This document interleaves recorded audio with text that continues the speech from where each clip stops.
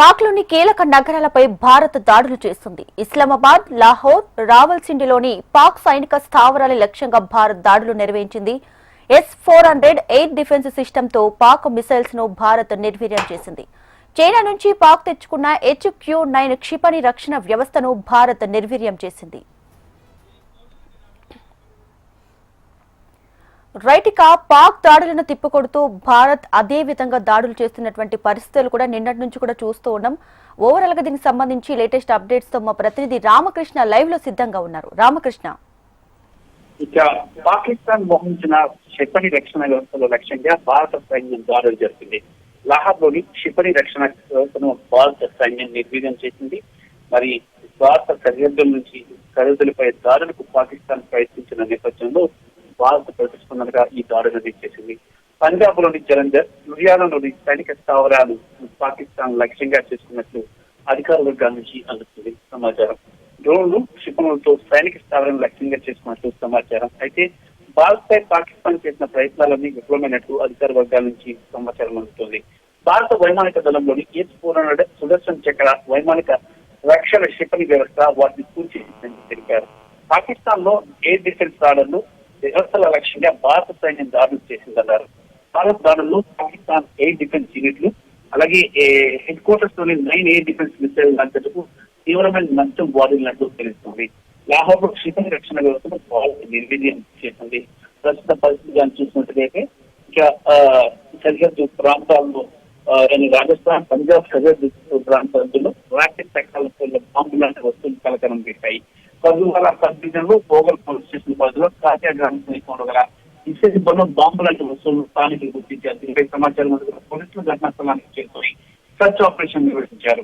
అనంతరం ఆ ప్రదేశాన్ని పరిశీలించారు. గూగుల్ SDM రాజేంద్ర విచార్ తహసీల్దార్ అందరూ పరిశీలించారు. కాగా పాకిస్తాన్ లోని ఉగ్ర స్థావరాలపై ఇండియన్ ఆర్మీ జరిపిన ఆపరేషన్ సింధూర్ జరిగిన వేళ రాత్రిపూట పెద్ద పేలుడు సంభవించినట్టు right Ramakrishna, thanks for the updates.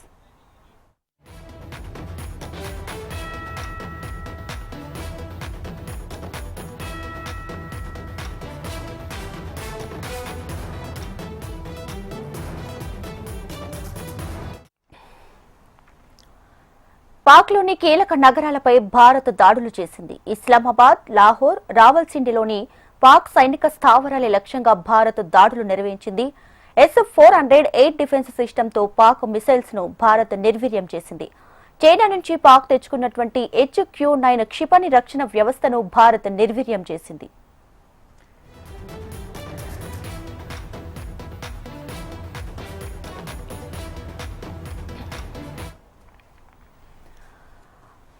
రైటిక Pak ఉగ్రవాదుల స్థావరాలకు సంబంధించి నిన్నటి నుంచి కూడా ఆపరేషన్ సింధూర్ పేరిట భారత్ అయితే దాడులు చేస్తున్నటువంటి పరిస్థితి కూడా చూస్తున్నాం. సో లేటెస్ట్ గా పాక్ లోని కొన్ని కీలక నగరాలపై భారత్ అయితే దాడులు చేస్తున్నటువంటి పరిస్థితి ఉంది. సో లేటెస్ట్ అప్డేట్స్ తో మా ప్రతినిధి bureau chief, Hyderabad bureau chief Ramana live లో సిద్ధంగా ఉన్నారు. రమణ, దీపిక, ప్రస్తుతం ఇంకా ఉద్రిక్త పరిస్థితులు కొనసాగుతూనే ఉన్నాయి.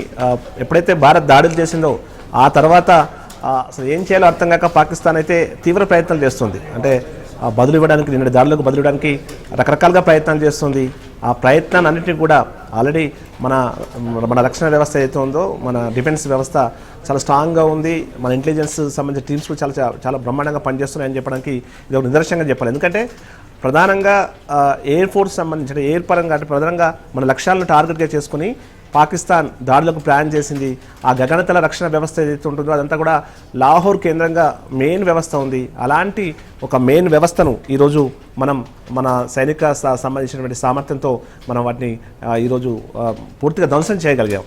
దాంతో ప్రస్తుతం పాకిస్తాన్కు అది పెద్ద దెబ్బగానే చెప్పాలి.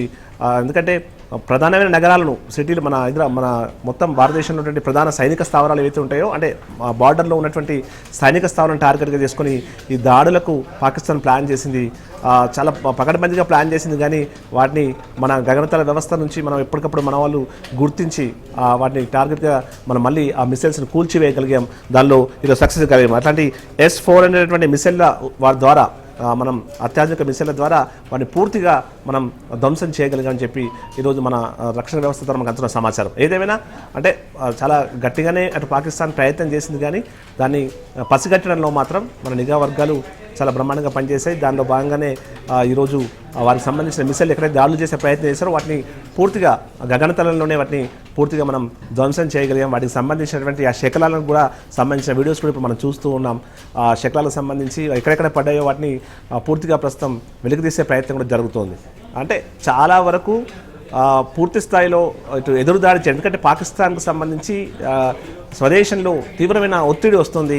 అక్కడి పౌరులు కూడా ఇంత అంటే పాకిస్తాన్పై నేరుగా వచ్చి దాడి చేసినా కూడా ఎదురుదాడి చేయడంలో అంటే పాకిస్తాన్ వైఫల్యం చెందింది. సామర్థ్యం విషయంలో చాలా విమర్శలు వస్తున్న నేపథ్యంలో పాకిస్తాన్ ఏం చేయలేని పరిస్థితుల్లో ప్రస్తుతం కొన్ని సైనిక స్థావరాల మీద దాడులు చేసి ఏదో అంటే సంతృప్తి చెందామని భావించింది.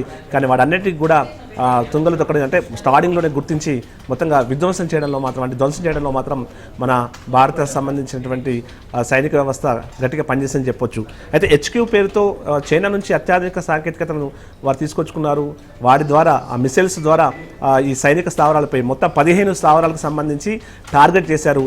ఆ 15 స్థావరాలకు సంబంధించి వాటిని ఇటు ఎక్కడెక్కడ అవంతిపుర, శ్రీనగర్, జమ్మూ, పఠాన్కోట్, అమృత్సర్, కపర్తులా, జలంధర్, ఆదాంపుర, బరిండా, చండీగఢ్ ఇలాంటి ప్రాంతాల్లో ఉన్నటువంటి సైనిక స్థావరాలను టార్గెట్గా చేసుకుని చైనా సహకారంతో కొనుగోలు చేసినటువంటి ఆ HQ అంటే ఏదైతే మిసైల్స్ ఉన్నాయో ఆ మిసైల్స్ ద్వారా దాడి చేసేందుకు ప్రయత్నం చేశారు.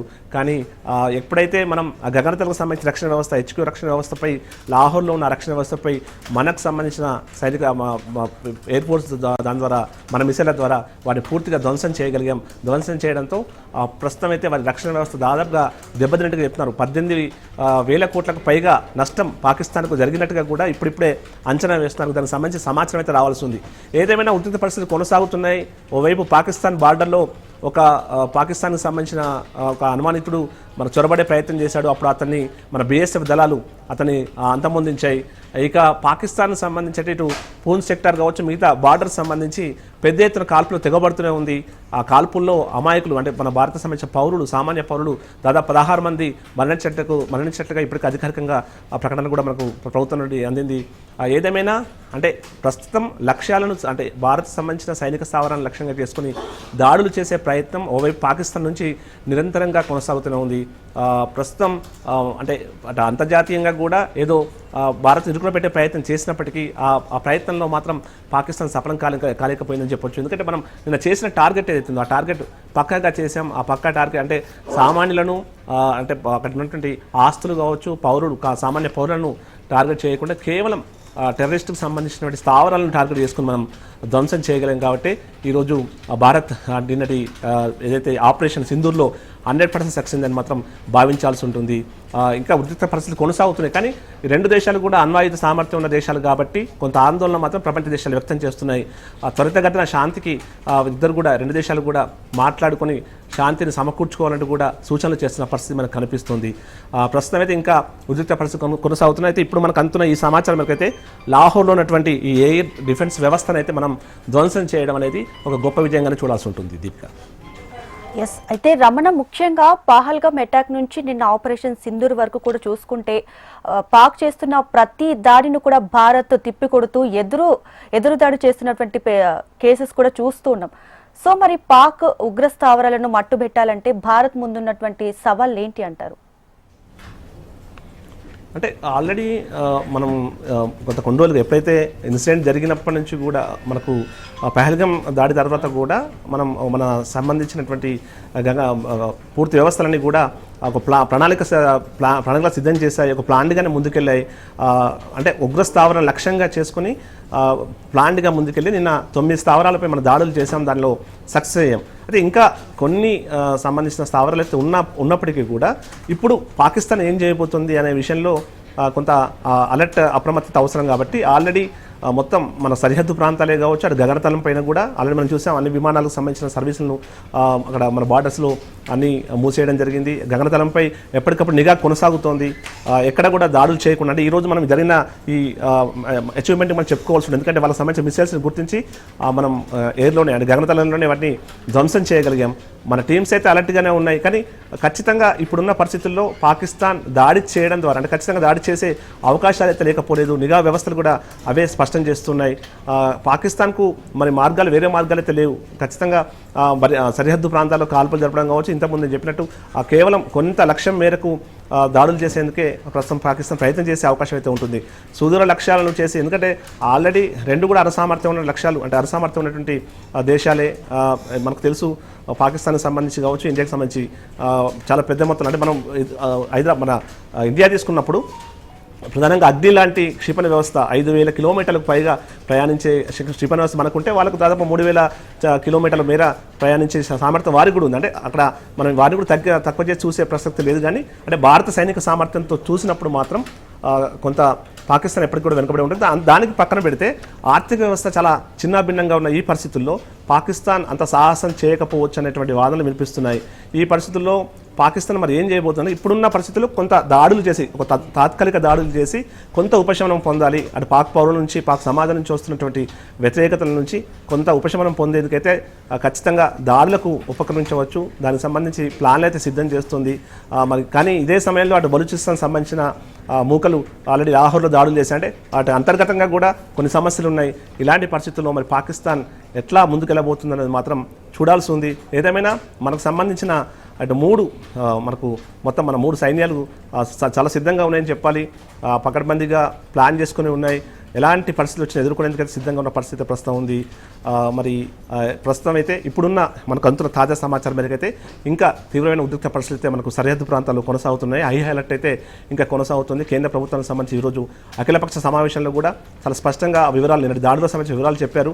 ఎలాంటి పరిస్థితి వచ్చినా ఎదుర్కొనేందుకు సిద్ధంగా ఉన్న వారు చెప్పారు. అటు అన్ని అఖిలపక్షానికి సంబంధించిన పార్టీలు కూడా కేంద్ర ప్రభుత్వానికి, ప్రస్తుత భారత ప్రభుత్వానికి తమ సంపూర్ణ మద్దతు ప్రకటించాయి. సైన్యానికి సంపూర్ణ మద్దతు ప్రకటించాయి. సైన్యానికి కూడా మన భారత ప్రభుత్వం పూర్తి స్వేచ్ఛనిచ్చింది. సో ఎలాంటి పరిస్థితి వచ్చినా ఎదుర్కొనే విధంగా నేను చూసాం. మ్యాక్ డ్రిల్స్ దేశవ్యాప్తంగా జరిగిన ఆ సివిల్ డిఫెన్స్ మ్యాక్ డ్రిల్స్ కూడా మనం చూసాం. చాలా అప్రమత్తంగా అయితే మనం ఉన్నాం. కానీ పాకిస్తాన్ ఎలాంటి దుస్సాహసానికి పాల్పడుతుంది? ఇప్పుడు మనకు అంతున్న ఈ సమాచారం మేరకైతే ఇప్పటికే మనం ఎయిర్ డిఫెన్స్ సంబంధించిన వ్యవస్థను దాదాపు ధ్వంసం చేయగలిగాం. అంటే నిన్న జరిగిన దాడిని అంత ఆషామాషిగా తీసుకునే విషయం అయితే కాదు. చాలా పక్కడబందీగా మంచి నిఘా వ్యవస్థతో శాటిలైట్కి సంబంధించిన వ్యవస్థను ఉపయోగించుకుని, ఇస్రో లాంటి సాంకేతిక పరిజ్ఞానాన్ని ఉపయోగించుకుని మరి మన దాడులకు చేశాం. కాబట్టి అంటే మన లక్ష్యం ఎక్కడ కూడా గురి తప్పకుండా మనం నిన్న దాడులు చాలా సక్సెస్ఫుల్గా పూర్తి చేశాం. కాబట్టి మనను అంటే ఇప్పుడున్న పరిస్థితుల్లో చాలా ముందు పై స్థాయిలో మనం ఉన్నాం. తర్వాత అంతర్జాతీయ సమాజంలో పాకిస్తాన్ని ఉగ్రవాద దేశంగా, అంటే ఎన్నో నుంచి కూడా మేము బాధిత దేశంగా ఉన్నాం. ఉగ్రవాదులకు సంబంధించిన వారి భూభాగంపై ప్రోత్సహిస్తుంది పాకిస్తాన్. చాలామంది ఉగ్రవాదులు అక్కడ ఈజీగా తిరుగుతున్నారు. ఫుల్ సపోర్ట్ పాకిస్తాన్ చేస్తుంది అని మనం పదే చెప్తూ వచ్చాం. ఎన్నిసార్లు ఫిర్యాదు చేసినా పాకిస్తాన్ పట్టించుకోలేదు. ఇంకా అక్రమంగా వారిని మన దేశంలోకి చొరబడే విధంగా ప్రయత్నం చేసింది అనేటువంటి విషయంలో కూడా మనం బలంగా వాదనలు వినిపించాం. ఆ విషయాలన్నీ కూడా ఇప్పుడు మనం చెప్తున్నాం. అంటే కేవలం మన ఉగ్రవాదంపై మాత్రమే మా ఈ ఎదురు దాడి అని చెప్పి కూడా మనం చెప్పడంలో కూడా సఫలీకృతం అయ్యాం. కాబట్టి ఇటు అంతర్జాతీయ సమాజం కూడా దాదాపు చాలా దేశాలు ఇప్పటికే భారత్కు సంపూర్ణ మద్దతు కూడా ప్రకటించిన పరిస్థితుల్లో మరి ఇప్పుడు పాకిస్తాన్ నెక్స్ట్ ఏం చేయబోతుందో మాత్రం చూడాల్సి ఉంటుంది. Deepika. Right Ramana, thanks for the updates.